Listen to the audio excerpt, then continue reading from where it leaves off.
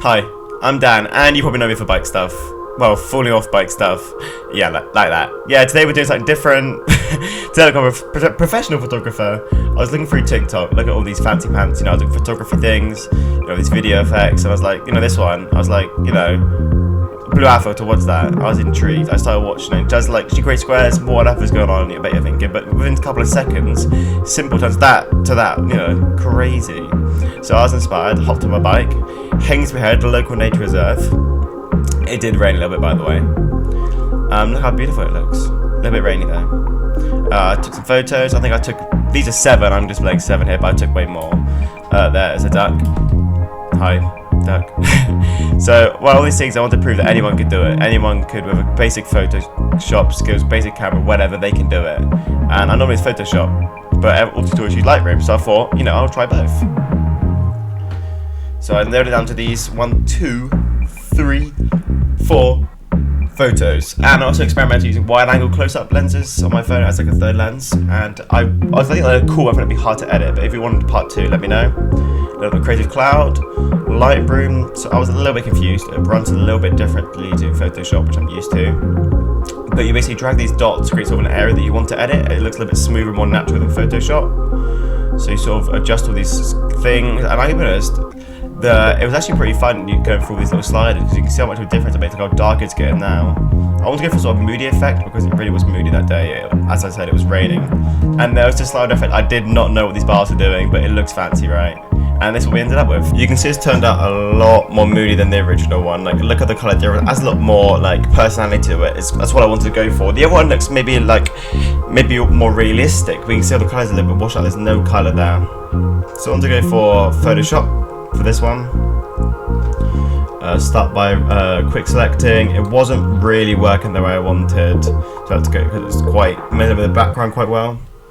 It wasn't very easy to take it all apart. You see this sort of rugged effect around the edge. That's what I'm going to use later on. You'll see. Start using the eraser tool. Little outline it all. You don't want to get too tight because I had to zoom in tight, and that's a lot of effort. As you can see, I start doing now. I'm going in between all the knobbles of the tires. This is on 200 or 3,000 times speed up. You can see I've cut off the tire there. Whoops. Go around with the cables. Look at those grips though. Ooh. Zoom in. I wanted to be able to tell the spokes to add more depth. You can see here, but it would have taken a lot of work, so I sort of left that. I added the stroke effect here, some text in, added some depth behind that pole you see and the text behind. I think there's something called a pattern, so I tried to download patterns. I had no idea what I was doing here. This was complete guesswork, and it didn't work. You can see I'm Googling stuff. Yeah, I tried to add cutout, and it didn't really work here. But then I started using this for the background. Quick select tool to add that sort of rugged effect, that I was after earlier. Moving it about a lot. I wanted to add some special font. That more handwritten effect didn't really work, so I added a stroke. Did some color grade. There's actually color grading built to Photoshop called Camera Raw filter. I picked this nice font, added the brown stroke, duplicated this, brought it over, trail form, one on my bike. Added a stroke. Blue looked nice, I thought. More color grading than should buy, make it pop out. Add the blur to the background. Went for a lens flare. I thought it looked okay, but I didn't want to go for it in the end. Tidied that up a little bit. Here we go, this is the photo we started with. And this is what it finished with. I mean, look at the colour, the pops, the effect, the shadow of the background, the blur. I think it really makes it sort of as an advert, sort of a rustic effect with the paper cutout sort of design. I experimented in Lightroom. I really liked using Lightroom so far, so I started with this one. Look how grey it is compared to this. You can see the one on the right doesn't look as realistic, but look at the colour missing on the one on the left. I think it looks great.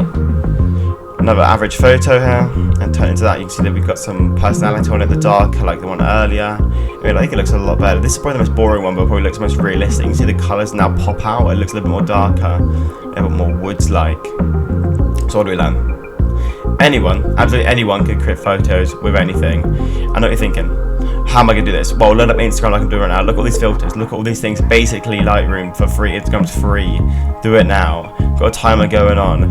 It takes literally, well, there's a timer, you see, literally, I think I do it in 40 seconds. You have no excuse. 40 seconds, I created this beautiful image. You know, you can obviously spend more time on it in Lightroom. I think Lightroom might be free trial or something, but do it. Go have fun. Thanks for watching. This is my first time doing a voiceover Photoshop Lightroom video. I know it's only short and it's been a while since I uploaded, but I hope you enjoyed. See ya. I added a nice MudMan-Dan effect in the background. Anyway, see ya. Bye.